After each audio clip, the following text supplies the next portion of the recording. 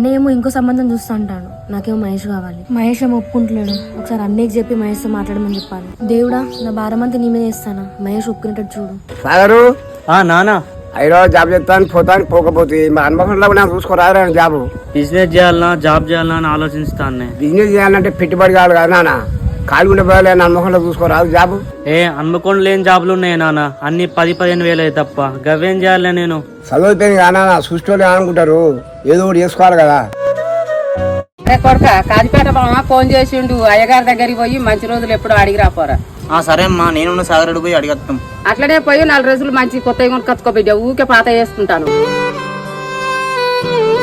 ఏమేం చెల్లె కాలేజ్ పోతానో పోలేదా? లేదన్నా, వెళ్ళాలనిపించలేదు. ఎందుకు చెల్లె ఈ మధ్యలో ఎప్పుడు చూసినా డల్లుగుంటానో నువ్వు? నువ్వు నాకు వేరే సంబంధాలు చూస్తాను కదన్నా. నేను మహేష్ని ఇంకా మర్చిపోలే అన్నా. నాకు మహేష్కి పెళ్లి చేసుకోవాలని ఉంది.